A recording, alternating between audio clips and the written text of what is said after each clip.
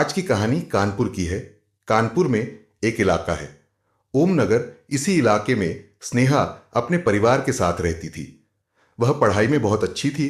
उसको डांस और टीचिंग का शौक था। स्नेहा जब कानपुर में रह रही थी तब उसने पटना के एक एनजीओ के लिए काम किया। स्नेहा ने 2019 में नोएडा के शिवनाथ यूनिवर्सिटी में अपना एडमिशन करवाया था। यह घटना 12 मई 2023 की है। अब स्नेहा बीए थर्ड ईयर की स्टूडेंट थी। यूनिवर्सिटी में 12 मई 2023 को एग्जाम खत्म हो चुका था और ज्यादातर छात्रों की छुट्टी हो चुकी थी और सभी अपने अपने घर लौट चुके थे। मगर स्नेहा समेत कुछ छात्र अभी भी यूनिवर्सिटी के अंदर मौजूद थे, क्योंकि 26 मई को यूनिवर्सिटी में दीक्षांत समारोह का आयोजन होने वाला था। इसी दीक्षांत समारोह की तैयारी के लिए कुछ छात्र अपने मर्जी से रुक गए थे। स्नेहा के साथ साथ अनुज नाम का एक लड़का भी तैयारी के सिलसिले में यूनिवर्सिटी में ही रुका हुआ था। अनुज अमरोहा का रहने वाला था और उसने भी 2019 में शिव नादर यूनिवर्सिटी में अपना एडमिशन करवाया था। वह भी स्नेहा की तरह ही बीए थर्ड ईयर का स्टूडेंट था। स्नेहा और अनुज दोनों ही सोशियोलॉजी विषय के साथ अपनी ग्रेजुएशन पूरी कर रहे थे और साथ ही दोनों अच्छे दोस्त थे। 18 मई 2023 को छात्र तैयारियों में लगे हुए थे। दोपहर के समय स्नेहा और अनुज यूनिवर्सिटी के डाइनिंग हॉल के सामने पहुंचे। जैसे ही उन्होंने एक दूसरे को देखा, वे खुशी से गले मिल गए और बातचीत शुरू कर दी। लेकिन बातचीत के बीच ही छोटी छोटी बहस होने लगी। फिर दोनों थोड़े शांत होते हैं और बातचीत का सिलसिला चल पड़ता है। इसी दौरान अनुज ने स्नेहा को गले लगाया, लेकिन गले लगाने के अगले ही सेकंड शिवनादर यूनिवर्सिटी का कैंपस गोलियों की तड़तड़ाहट से गूंज उठता है। लोगों का ध्यान उस आवाज की तरफ जाता है और सभी एक दूसरे की तरफ देखने लगते हैं। इसी क्षण लोगों ने देखा कि अभी जिस अनुज ने स्नेहा को गले लगाया था, उसी ने ही स्नेहा पर गोलियां चलाई और वे देखते हैं कि अनुज के हाथ में पिस्टल है। उसी पल स्नेहा, जो अभी चंद सेकंड पहले अनुज की बाहों में थी, खून से लथपथ जमीन पर गिर गई। यह सब इतनी तेजी से हुआ कि कोई समझ पाता उससे पहले ही अनुज ने बड़े आराम से पिस्टल को पकड़ते हुए अपना बैग उठाया और वहां से निकल गया। छात्रों में हड़कंप मच गया और कोई भी अनुज को पकड़ने की हिम्मत नहीं जुटा पाया। उसकी यह क्रूरता सबको चौंका गई और एक हत्या करने के बाद वह बिना किसी डर के वहां से चला गया। जबकि कैंपस में एक अजीब सी सन्नाटा छा गया। लोग स्नेहा के लिए चीखते रहे, लेकिन उस समय उनकी आवाजें कहीं खो गई थी। अनुज की यह क्रूरता सबको स्तब्ध कर गई और उसकी हिम्मत देखकर हर कोई सहम गया। यह एक खौफनाक पल था जो हमेशा के लिए उनके मन में बस गया। अब लोग भागते हुए जमीन पर गिरी स्नेहा तक पहुंचते हैं। सभी घबराए हुए थे और देखते हैं कि स्नेहा को पेट और सीने में 2 गोलियां लगी हैं। एक पल में सन्नाटा छा जाता है और फिर हड़बड़ी में लोग स्नेहा को अस्पताल ले जाने की तैयारियां करने लगते हैं। कुछ ही मिनटों में एम्बुलेंस आती है, लेकिन जब स्नेहा को अस्पताल पहुंचाया जाता है तो डॉक्टर उसे मृत घोषित कर देते हैं। इस खबर से सबका दिल टूट जाता है और यूनिवर्सिटी में शोक की लहर दौड़ जाती है। अभी यह सब चल ही रहा था कि अचानक इसी शिव नादिर यूनिवर्सिटी के बॉयज हॉस्टल के रूम नंबर 328 से फिर से गोली चलने की आवाज आती है। यह सुनकर सभी दहशत में आ जाते हैं और तुरंत उस दिशा में भागते हैं। सभी का ध्यान उस नए खतरे की ओर जाता है और हर कोई यह जानने को बेचैन था कि वहां क्या हो रहा है। स्थिति और भी गंभीर होती जा रही थी और डर का माहौल पूरे कैंपस में फैल जाता है। लोग आवाज की तरफ भागते हैं, लेकिन जब वे रूम नंबर 328 के पास पहुंचते हैं तो देखते हैं कि दरवाजा अंदर से बंद है। चिंता और डर के माहौल में तुरंत ही पुलिस प्रशासन को गोली चलने की जानकारी दी जाती है। पुलिस मौके पर पहुंचती है और दरवाजा तोड़कर अंदर जाती है। जैसे ही वे कमरे में प्रवेश करते हैं, उनकी नजर एक लड़के पर पड़ती है जो मृत पड़ा हुआ था और उसके सिर में गोली लगी थी। यह लड़का और कोई नहीं बल्कि अनुज था। कमरे में तनाव का माहौल था। पुलिस अब यह समझने की कोशिश करती है कि अनुज की हत्या कैसे हुई और क्या यह किसी बड़ी घटना का हिस्सा है। अनुज की मौत ने पूरे मामले को और जटिल बना दिया था और सवाल उठने लगे कि क्या यह आत्महत्या थी या किसी और के द्वारा किया गया अपराध है। पहली नजर में ही यह स्पष्ट था कि अनुज ने खुद ही अपने सिर में गोली मारी है। ऐसा लग रहा था कि पहले उसने स्नेहा को सरेआम लोगों के सामने गोली मारी और फिर अपने कमरे में आकर खुद को खत्म कर लिया। इस घटना ने सभी को हिलाकर रख दिया। हर किसी के मन में एक ही सवाल था, आखिर अनुज ने ऐसा भयानक कदम क्यों उठाया? क्या यह एक आत्मरक्षा कोशिश थी या फिर वह स्नेहा के लिए गहरे पछतावे से भरा हुआ था? लोगों के बीच चर्चा होने लगी कि क्या अनुज मानसिक दबाव में था या फिर उसे अपनी गलतियों का एहसास हुआ था। पुलिस अब मामले की जांच में जुट गई थी और हर पहलू को ध्यान से देखने की कोशिश कर रही थी। अनुज की मौत ने कई रहस्यों को जन्म दिया और हर कोई जानने के लिए बेताब था कि इस त्रासदी के पीछे की असली कहानी क्या थी। पुलिस ने तुरंत मामले की जांच शुरू की, यह जानने के लिए कि अनुज और स्नेहा के पीछे क्या कहानी थी और उनकी मौत के पीछे की वजह क्या हो सकती है। इस पूरी घटना से उठे सवालों का सटीक जवाब देने वाला केवल अनुज ही था, लेकिन अब वह इस दुनिया में नहीं था, जिससे पुलिस के सामने एक बड़ी चुनौती खड़ी हो गई थी। घटना की सच्चाई लोगों के सामने कैसे लाई जाए, पुलिस ने सबसे पहले दोनों के शवों को कब्जे में लेकर पोस्टमार्टम के लिए भेज दिया और दोनों के परिवार वालों को सूचित किया। जांच की शुरुआत अनुज के कमरे से हुई। थोड़ी मेहनत के बाद पुलिस को अनुज का लैपटॉप मिल गया। एक्सपर्ट की मदद से लैपटॉप खोला गया और उसकी तलाशी शुरू की गई।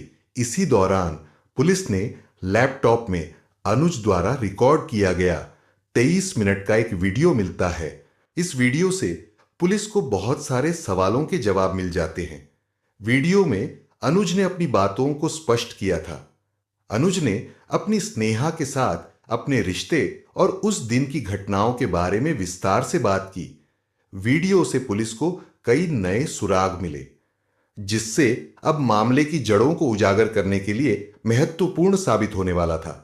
अनुज द्वारा इस घटना के कुछ दिन पहले रिकॉर्ड किए गए वीडियो के मुताबिक जब स्नेहा और अनुज शिवनादिर यूनिवर्सिटी में एडमिशन लेते हैं, तभी इन दोनों की मुलाकात होती है। वहीं पर दोनों की दोस्ती हुई।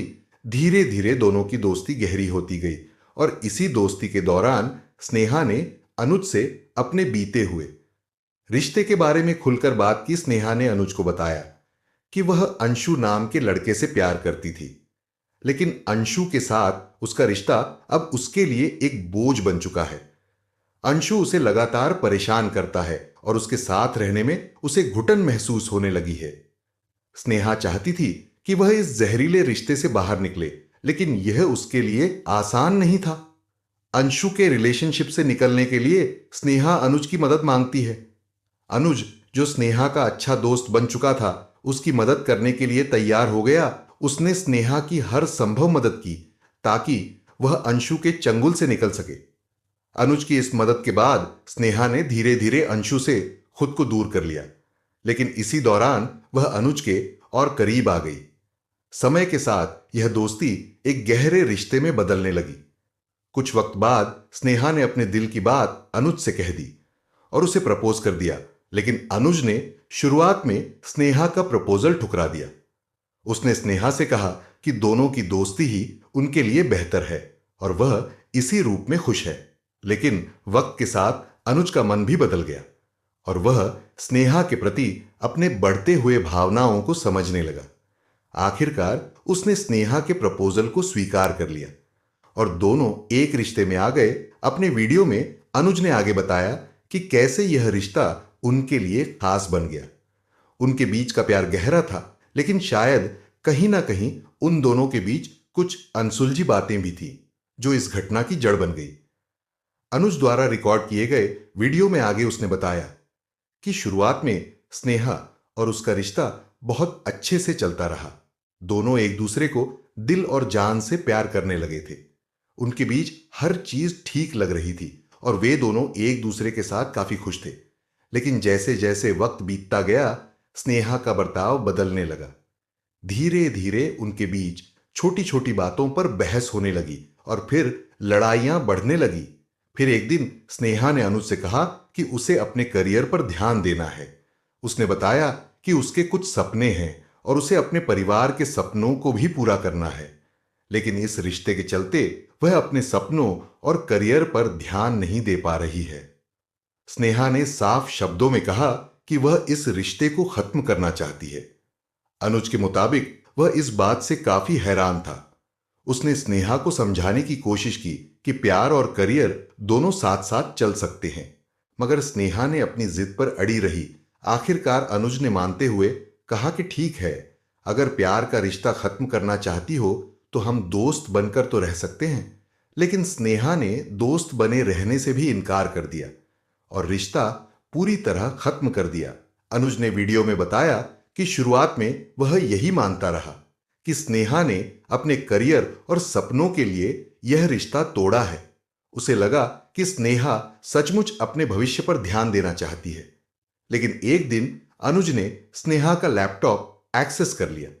वहां उसने स्नेहा के व्हाट्सएप चैट और कुछ सिगरेट मैसेज पढ़े, जिनसे उसे सच्चाई का पता चला। स्नेहा किसी और से, यानी आशुतोष पांडे नाम के लड़के से रिलेशनशिप में आ चुकी थी। अनुज को इस बात का गहरा धक्का लगा कि स्नेहा ने उसे किसी और लड़के के लिए छोड़ा था। यह जानकर वह अपना आपा खो बैठा।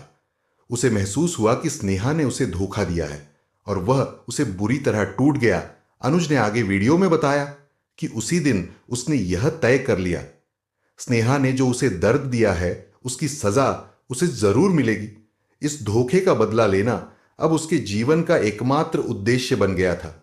इसी गुस्से और नाराजगी ने उसे उस भयानक कदम की ओर धकेल दिया जो उसने आखिरकार उठाया। अनुज के वीडियो के मुताबिक उसने स्नेहा से बदला लेने का पक्का इरादा कर लिया था। वह सही मौके की तलाश में था और आखिरकार 18 मई 2023 को वह दिन आ गया। उसी दिन जब अनुज और स्नेहा शिव नादिर यूनिवर्सिटी के कैंपस में मिले। पहले तो अनुज ने स्नेहा को गले लगाया, लेकिन कुछ ही देर बाद हल्की फुल्की नोकझोंक के बाद अनुज ने स्नेहा के पेट और सीने में गोलियां मार दी। इस खौफनाक घटना के बाद अनुज अपने हॉस्टल के कमरे में गया और खुद को भी गोली मारकर आत्महत्या कर ली। अनुज के वीडियो से पुलिस को एक कहानी मिली, लेकिन वीडियो में बताए गए तथ्यों की सच्चाई परखने के लिए पुलिस ने अपनी जांच को और आगे बढ़ाई। जैसे जैसे पुलिस की जांच गहरी होती गई, अनुज के दावों से उलट नई और चौंकाने वाली जानकारियां सामने आई। सबसे पहले पुलिस ने स्नेहा के करीबी दोस्तों और परिवार से पूछताछ शुरू की।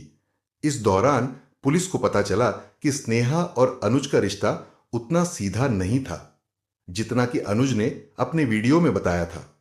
कई बार दोनों के बीच झगड़े इतने बढ़ जाते थे कि स्नेहा ने अपने दोस्तों से कई बार अनुज के व्यवहार को लेकर शिकायत की थी। साथ ही पुलिस को स्नेहा और आशुतोष के बीच के रिश्ते को लेकर भी गहरी जानकारी मिली। दरअसल वीडियो के मुताबिक यह सच था कि अनुज और स्नेहा में दोस्ती हुई थी जो धीरे धीरे प्यार में बदल गई।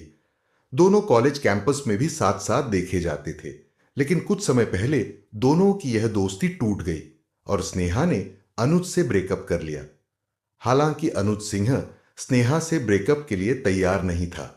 अनुज को स्नेहा से ब्रेकअप बर्दाश्त नहीं हुआ। अनुज ने स्नेहा के साथ मारपीट की और उसे धमकी भी दी। स्थिति इतनी बिगड़ गई थी कि मार्च 2023 में आधिकारिक तौर पर ईमेल के जरिए यूनिवर्सिटी प्रशासन के सामने स्नेहा अनुज की शिकायत करते हुए कहती है कि वह मुझे परेशान कर रहा है। स्नेहा की शिकायत के बाद यूनिवर्सिटी प्रशासन ने इस मामले को गंभीरता से लिया और अनुज और स्नेहा की काउंसलिंग करवाई। काउंसलिंग के दौरान दोनों के बीच के तनाव और समस्याओं को सुलझाने की कोशिश की गई। इसके साथ ही यूनिवर्सिटी ने एक सख्त निर्णय लिया कि अनुज और स्नेहा अब यूनिवर्सिटी परिसर के अंदर ना तो एक दूसरे से मिलेंगे और ना ही बातचीत करेंगे, ताकि किसी तरह के विवाद या टकराव से बचा जा सके। हालांकि यह निर्णय लंबे समय तक नहीं टिक सका। दोनों ने शुरुआत में यूनिवर्सिटी प्रशासन के आदेशों का पालन किया, लेकिन धीरे धीरे वे फिर से मिलने लगे। उनके बीच की बातचीत और मुलाकातें फिर से शुरू हो गई और यह वही दौर था जब उनके बीच की समस्याएं और भी जटिल होती चली गई। जब इस मामले में पुलिस ने दूसरे छात्रों से बातचीत की तो कई छात्र गवाही देते हैं कि वास्तव में अनुज स्नेहा के पीछे पड़ गया था। इस कारण स्नेहा बहुत ज्यादा परेशान रहने लगी थी। तभी उसने यूनिवर्सिटी में अनुज की शिकायत की थी। मगर यूनिवर्सिटी से स्नेहा ने यह भी रिक्वेस्ट की थी कि अनुज के खिलाफ कोई सख्त कार्रवाई ना की जाए, बल्कि उसे चेतावनी देकर समझाया जाए। स्नेहा चाहती थी कि मामला बढ़े नहीं और अनुज को किसी तरह की सजा या गंभीर परिणाम का सामना न करना पड़े। स्नेह की हत्या के बाद स्नेहा के परिवार वाले यूनिवर्सिटी प्रशासन पर आरोप लगाते हैं कि अगर यूनिवर्सिटी प्रशासन ने समय पर कार्यवाही की होती तो आज उनकी बेटी जिंदा होती। मगर यूनिवर्सिटी की ओर से सफाई दी जाती है कि स्नेहा ने लिखित कंप्लेंट देने से मना कर दिया था। इस कारण यूनिवर्सिटी ने अनुज के खिलाफ कोई सख्त कार्यवाही नहीं की थी। 18 मई को स्नेहा की हत्या हुई थी। 7 दिन के बाद यानी 25 मई को पुलिस एक और एफआईआर दर्ज करती है। यह एफआईआर स्नेहा के पिता की तरफ से 6 लोगों पर दर्ज कराई गई थी। वीडियो में अनुज ने यूनिवर्सिटी के कर्मचारी, एक छात्र और कानपुर के एक व्यक्ति के बारे में भी बात की थी।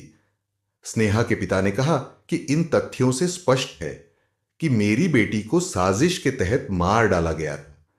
वहीं अब ग्रेटर नोएडा पुलिस ने स्नेहा के पिता की शिकायत पर हत्या आरोपी अनुज और यूनिवर्सिटी प्रशासन, यूनिवर्सिटी कर्मचारी आशुतोष पांडे, करण और अंशु के खिलाफ धारा 302 और धारा 120B के मामला दर्ज किया गया था। एफआईआर दर्ज करने के बाद पुलिस इस बात की भी जांच में लग जाती है कि अनुज को पिस्टल कहां से मिली।